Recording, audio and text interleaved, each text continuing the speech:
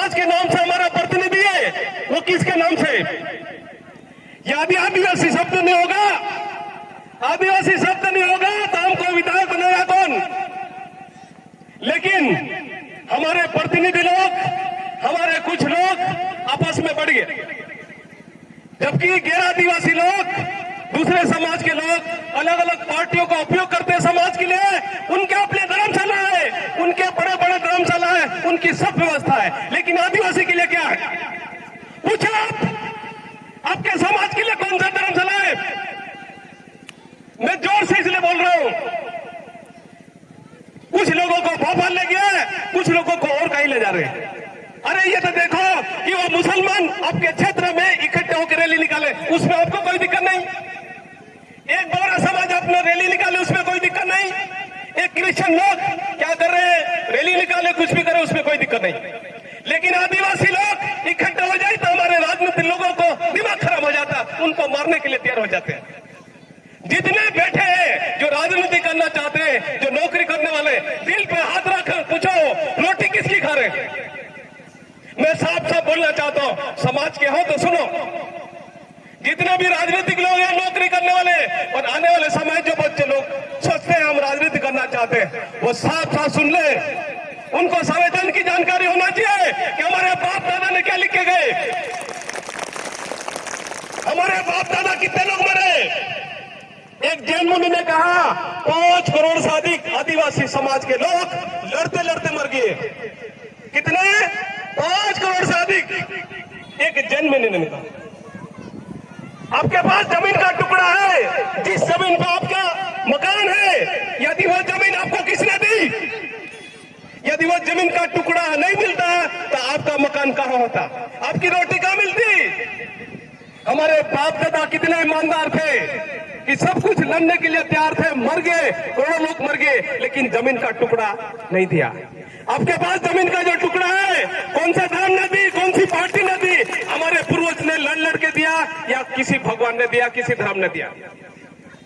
आपको सोचना है। जितने भी भाई लोग हैं, जो लोग खड़े हैं, जो लोग बैठे हैं, वो साफ साफ सुन ले, यदि आदिवासी की पेड़ का आपने खाया है, हमारे पुरखे ने आपको जमीन दी, आदिवासी हो तो कान खोल के देख लो, सुन लो और कहो। एक एक बच्चों को बताना है कि आदिवासी के बारे में संविधान में हमारे पुरखे ने क्या प्रावधान किया।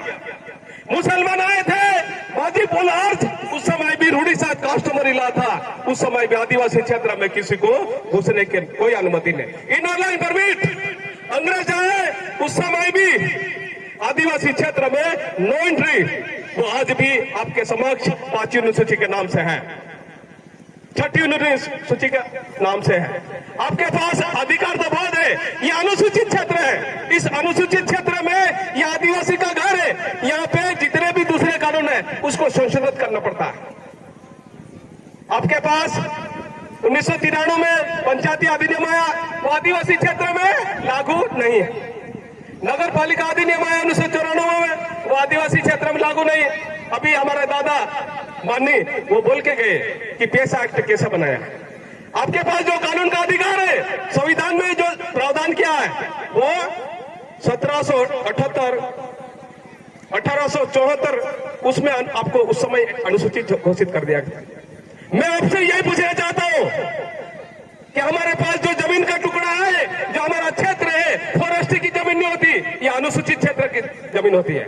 जितने भी अधिकारी हैं, जितने भी हमारे प्रतिनिधि लोग हैं, वो साफ साफ सुन ले, यदि संविधान की जानकारी होगी तो ही हम आदिवासी समाज को बचा पाएंगे, अन्यथा ये समाज खत्म हो जाएगा और आने वाली पीढ़ी आपको बहुत गाली देगी, आपको दोष देगी, आपको नाम से धार भी नहीं डालेगी, आपको खतरे भी नहीं बन पाओगे।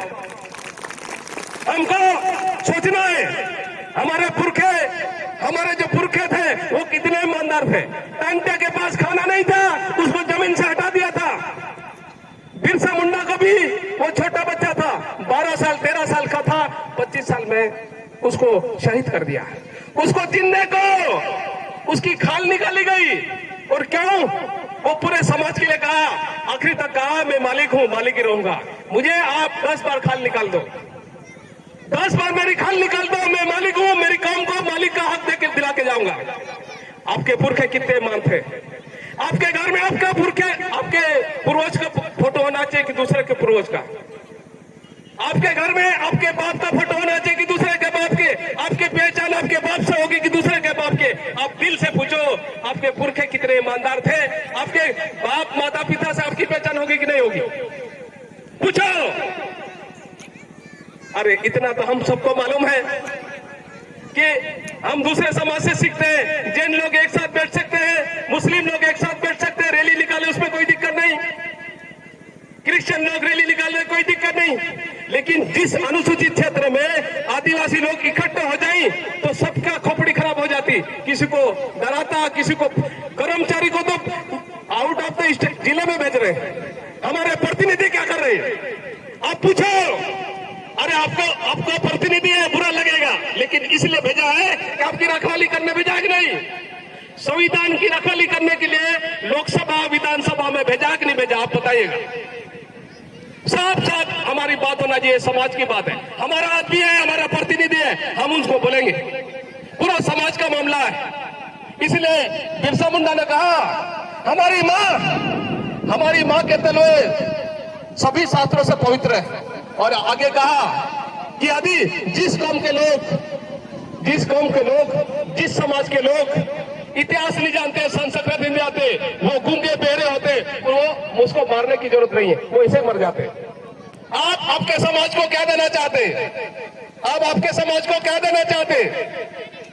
आपका इतिहास इतना बड़ा है, लोग डरते हैं आदिवासी के नाम से, और ये पे गूंगे बहरे हो रहे हैं। तो हमारे प्रतिनिधि, हमके नौकरी वाले को, सभी को हमको सोचना है, हम आने वाली पीढ़ी को हम क्या दे के जाएंगे? वो आने वाली पीढ़ी हमको दोस्त ना माने, हमको गाली नहीं दे, ऐसा कोई काम करके जाए। आदिवासी समाज एक हो, एक साथ बैठे तो बुरा लगे सबको? ये कौन सी बात है? एक पार्टी सबको भोपाल ले जाए, उसको कोई दिक्कत नहीं। यहाँ पे समाज के लोग बैठे, आदिवासी समाज का 50 करोड़ रुपए, आदिवासी समाज की संस्कृति और बचाने, उनको विकास करने के लिए 50 करोड़ से अधिक रुपए वो आने जाने में खर्च हो जाएंगे। तो हम क्या कर रहे हैं? इन बच्चों को क्या देंगे? सोचना पड़ेगा कि नहीं?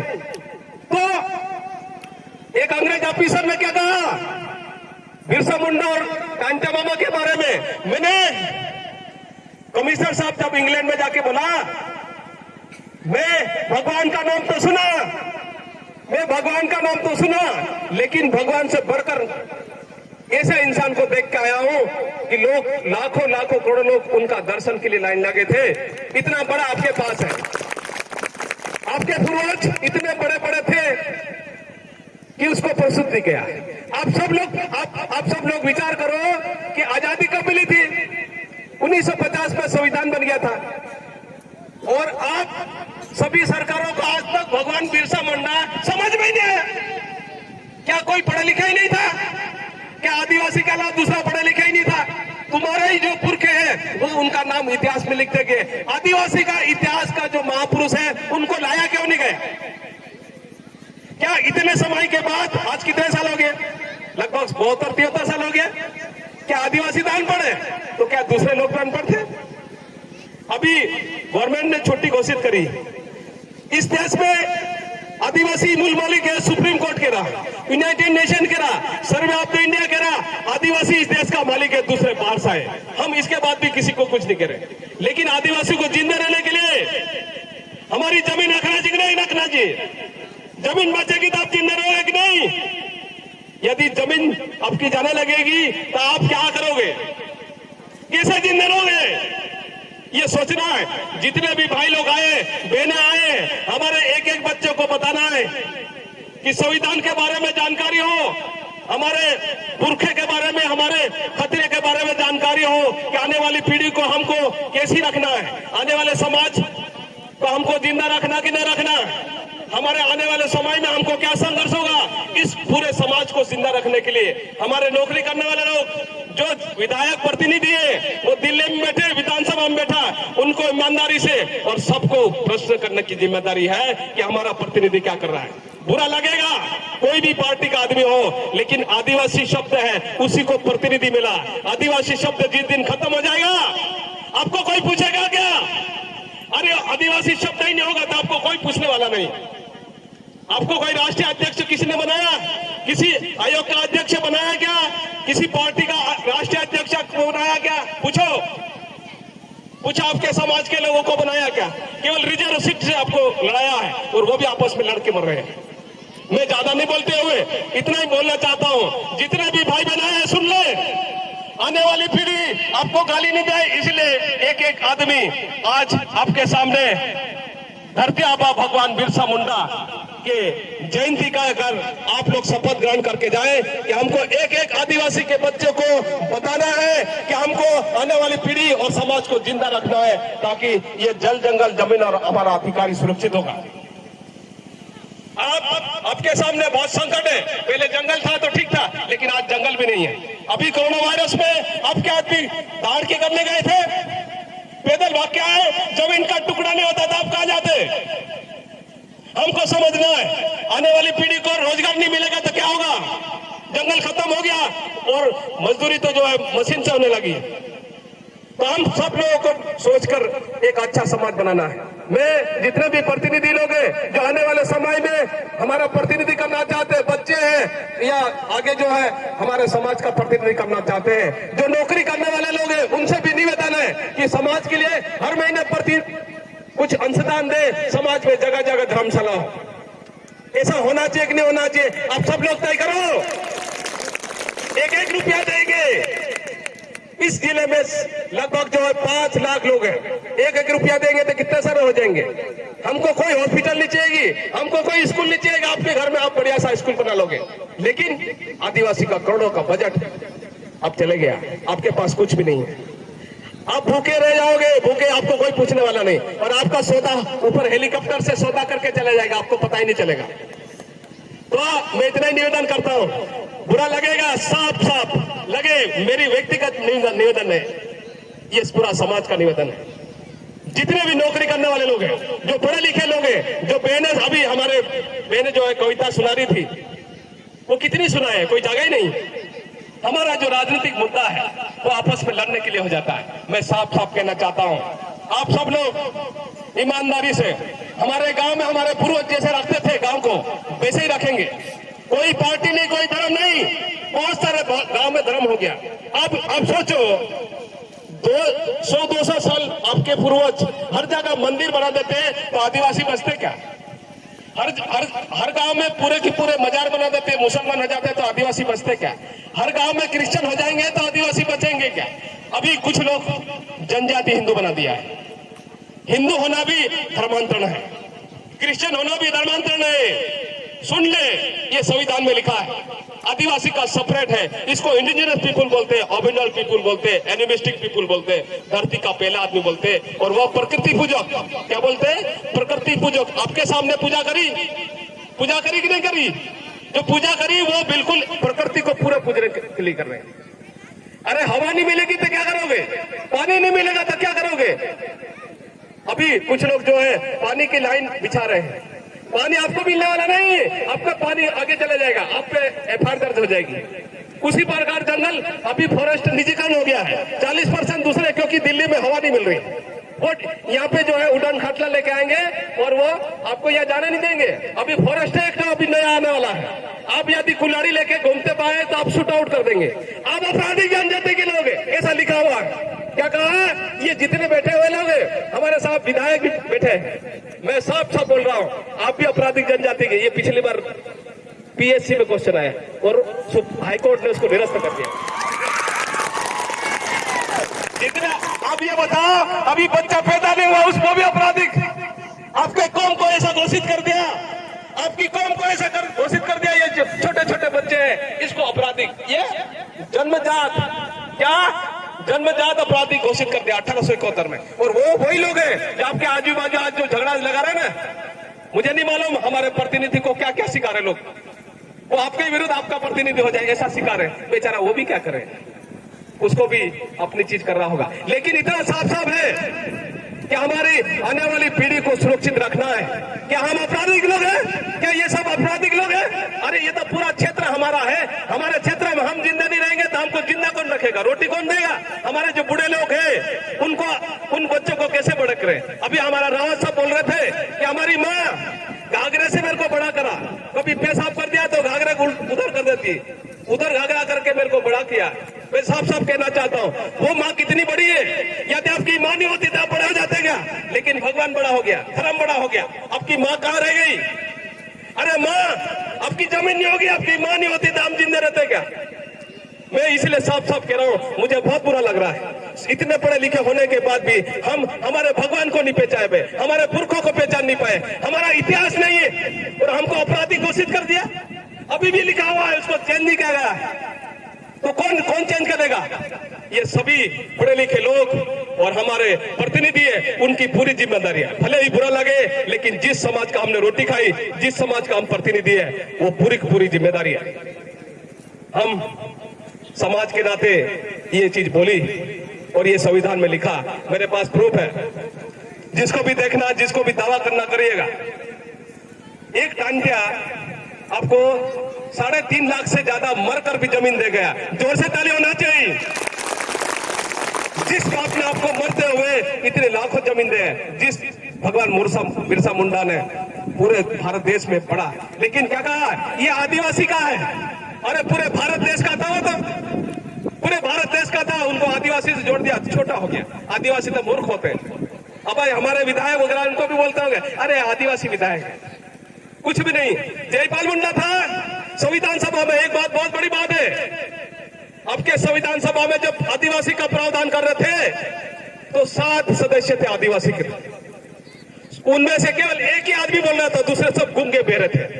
आज विधानसभा और लोकसभा में आपके कई विधायक कुछ भी नहीं बोलते, बुरा लगेगा, लेकिन उस समय एक ही आदमी था, जयपाल सिंह मुंडा। उसने कहा, I am Hunter, I am शिकारी, आई एम सिर कटने वाला आदमी, मैं आदिवासी हूं उस देश का, इसलिए मुझे आदिवासी शब्द के अलावा कोई शब्द नहीं चाहिए। क्या कहा? I am indigenous people, I am original people, I am indigenous people.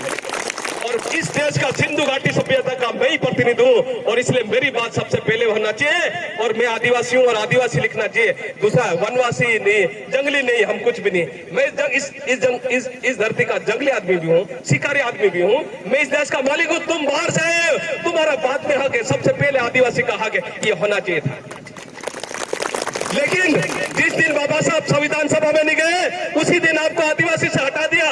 जब आदिवासी से हटा दिया, आपको अनुसूचित जनजाति कर दिया, और अनुसूचित जनजाति को कभी भी उसको हटा सकते हैं, आप ध्यान रखिएगा। लेकिन आदिवासी शब्दों को रखने के लिए आपको ये संस्कृति बचाना पड़ेगी, आपको ये पूजा पद्धति रखना पड़ेगी। आपको आदिवासी के पूर्वज जो जैसा पूजा करते थे, जैसा रीति रिवाज करते थे, वैसे रखना पड़ेगा। कोई लोग भगत बन गए, कोई लोग कबीरपंथी बन गए, कोई क्रिश्चियन बन गए, और कोई जो है मंदिर में पूजा कर रहे हैं। वो साफ साफ है कि आने वाले जब आदिवासी से पूछा जाएगा कि क्या क्या लक्षण है, जब लक्षण ही नहीं होगा तो आप क्या करोगे? आदिवासी के लक्षण ही नहीं होगा तो आपको निकाल देंगे कि नहीं? जो ओबीसी में है, वो पहले आदिवासी थे, उनको निकाल दिया क्योंकि उसके पास लक्षण नहीं था। लेकिन इस देश में सबसे बड़ी बात है आदिवासी होना। नागरिक होना बड़ी बात नहीं, बाहर का आदमी नागरिक हो सकता है, लेकिन आदिवासी नहीं बन सकता। आपको गौरव होना चाहिए कि भारत का सुप्रीम कोर्ट कह रहा आदिवासी इस देश का मूल मालिक है। यूनाइटेड नेशन कह रहा आदिवासी इस देश का मूल मालिक है, उसका पहला हक है। और आदिवासी सबसे ईमानदार होता है, सबसे हाई लेवल इथिक्स होता है, सुपर कैरेक्टर है। और उस आदमी को आप लोग नंगे करके घुमा रहे, जो नंदाबाई फिल को नंगे करके घुमाए। हमारा समाज का आदमी इतना कमजोर नहीं है, लेकिन उसको जगाना पड़ता है। मैं जगाना चाहता हूँ। मैं आखिरी में इतना अपील करता हूँ, सब लोग संकल्प लेके जाए। कोई राजनीति नहीं, कोई पद संगठन की बात नहीं, कोई क्षेत्रवाद नहीं। यदि आदिवासी लोग हैं तो आप कसम खा के जाओ कि आदिवासी शब्दों का हम बचाएंगे। आदिवासी गांव में अभी शंकर भाई तराले ने जो बताया है, हम हमारे परंपरा के हिसाब से जो काउंसिल है उसी काउंसिल से चलेंगे और आदिवासी को हम मरते दम तक बचाएंगे। और ये कंठा और बिसा आपके साथ है। और इतना ही कहकर आप ऐसी क्षमता बनी रहे और आप अपने गांव को सुधार ले। एक एक बच्चों को बताएं, माँ और बहनें जो लोग न्याय उनको बताएं कि हमारे भगवान बहुत बड़े हैं, सभी विश्व के सबसे बड़े भगवान हैं और सबको सिखाने वाले आदमी हैं। और इसको नाम लेते हमारे लोग कई सुधर जाते, कई बीमारी दूर हो जाती, इतने बड़े लोग हैं, लेकिन हमको बताया नहीं गया। पूरे भारत सरकार ने आज तक अभी इस बार समझ में आया, अभी तो समझ में ही नहीं आया। आपको विश्व आदिवासी दिया था, उसको छुट्टी कैंसिल कर दी, कुछ दिन आपको इसको भी चेंज कर देगा। आपको सतर्क रहना है। कौन सही बोल रहा है, कौन गलत बोल रहा है। यदि समाज का आदमी समाज को जिंदा रखना है तो आपको ईमानदारी से चलना पड़ेगा और समाज के प्रति ईमानदारी होना चाहिए। व्यक्तिगत कई लोग पैसे और पद की लालसा में, राजनीति की लालसा में समाज को बेच देंगे, तो ऐसे में हमको सबको सोचना पड़ेगा समाज के नाम पे। दूसरे समाज के लोग सभी पार्टी को उपयोग करते हैं समाज के लिए, उनके सबके धर्मशाला है। आदिवासी क्षेत्र में आप देखिएगा सब जगह धर्मशाला, मुसलमान का अपना चीजें हैं, उनका सब अपना है, लेकिन आदिवासी के लिए कुछ भी नहीं। अभी हमारा मजदूर गुजरात से आएगा तो सोएगा कहाँ, अलीराजपुर में रात कहाँ रुकेगा, उसको क्या व्यवस्था है पूछो। आजादी के 73 साल हो गए संविधान लागू होने के बाद, इसके बाद भी हमारे काम करने वाले आदमी को कोई पानी पिलाने वाला नहीं।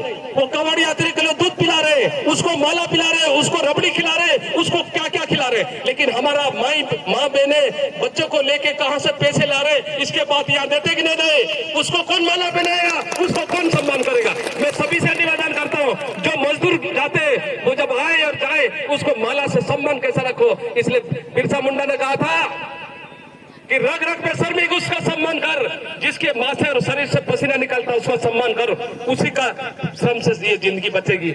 हम भिखारी लोगों को सम्मान करेंगे तो आप भीख मंगे हो जाओगे, हमारे बच्चों को भीख मंगे नहीं बनाना है। मैं आप सबको नमन करते हुए, हम सब लोगों ने चर्चा करी, आप लोग आने वाले वक्ताओं को सुनेंगे और जिन लोगों को बुरा लगा, मुझे कोई समाज के नाते हमने बोला है, आप सब लोग विश्लेषण करना कि क्या सही क्या गलत है। हो सकता है मैं भी मूर्ख बना रहा होगा, लेकिन आपको समाज के लिए देखना है, मेरे तरफ मत देखना है। और हम सब लोग मिलकर समाज को बेहतर क्या बना सकते हैं। जो अनपढ़ आदमी वो तो ठीक है, लेकिन पढ़े लिखे लोग बहुत गद्दार हो गए हैं। वो लोग मोबाइल खेल रहे हैं, बच्चों को मोबाइल में ऐसा उल्टा सीधा कर दिया कि लड़ने लायक नहीं रहेगा। ऐसे में हम जो है गलत हो जाएंगे। मैं इतना ही कहकर मैं अपना स्थान ग्रहण करता हूं, और कोई शब्द किसी को ठेस पहुंची हो तो मैं व्यक्तिगत रूप से क्षमा प्रार्थी हूँ। Thank you. और यहाँ के अट्ठा के लोग जो कार्यकर्ता हैं और जितने रात दिन काम किया, उनकी क्षमता ऐसी बनी रहे। जोरदार तालियां, जोरदार तालियां। अट्ठा की देवी देवताओं के लिए उनने काम किया, जो पटेल पुजारा सभी के, कौन सी पार्टी बड़ी बात नहीं है, उन सब के लिए जोरदार तालियां। Thank you.